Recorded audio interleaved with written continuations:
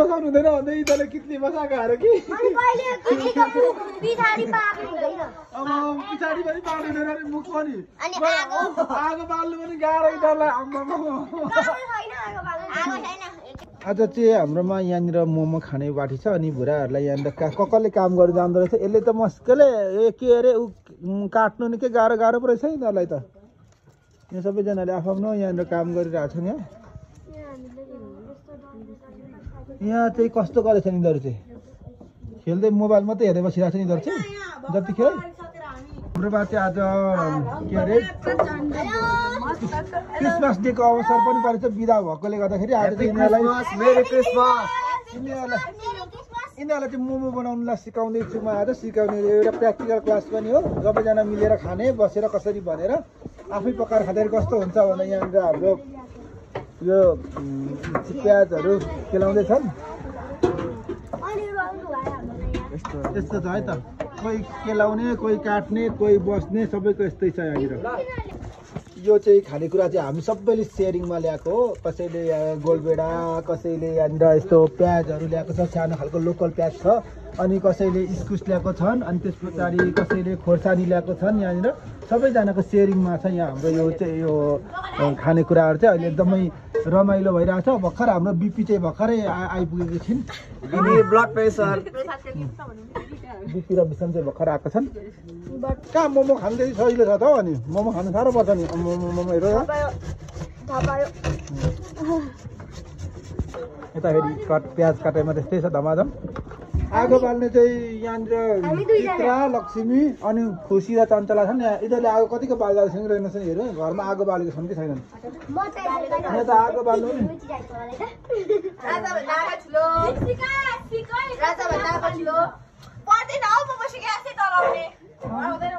यसले ग्यास चलाउँछ अरे मलाई भोलिपछि माथि कुन चाहिँ गाउँमा गएर आगो बालेको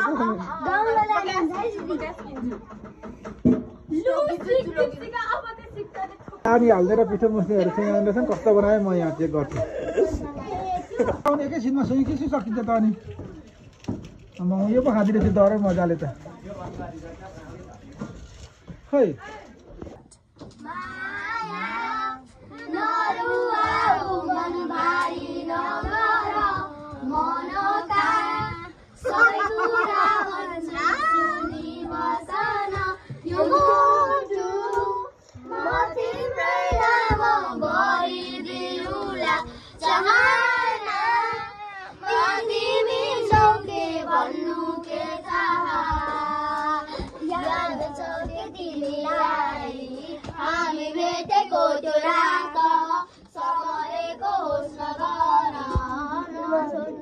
hello guys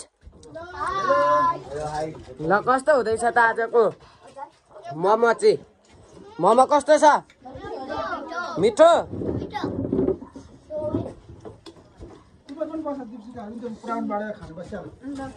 hello guys momo कस्तो छ त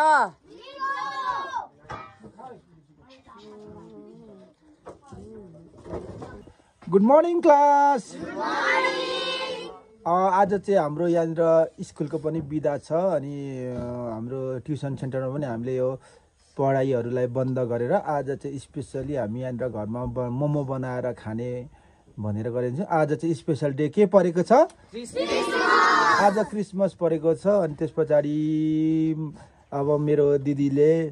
यहाँनिर ठ्याक्कैसँगले यहाँनिर चक्लेटहरू यहाँनिर भुराहरूलाई बाँडिदिनु भनेर यहाँनिर चक्लेटहरू छ अनि अरू चाहिँ अब हामीले आफै बनाएर खानु लागेको छौँ मोमोहरू मेरो अस्मिता दिदी अब अहिले उहाँ चाहिँ अहिले क्रिस्चियन उमा सोसाइटीमा हुनुहुन्छ उहाँले अहिले हाम्रो स्कुलको लागि पनि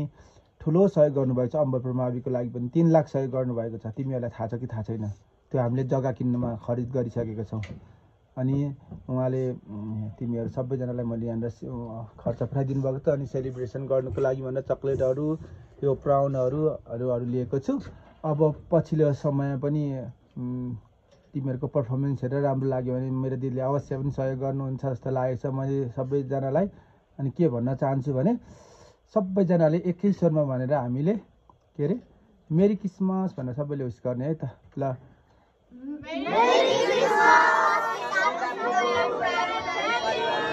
ल है त दिदी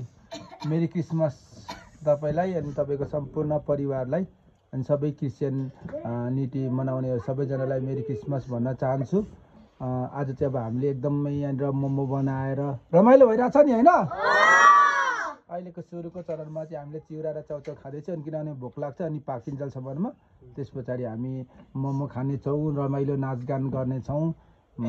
हस् त भन्दै मेरो भिडियो ल बाई।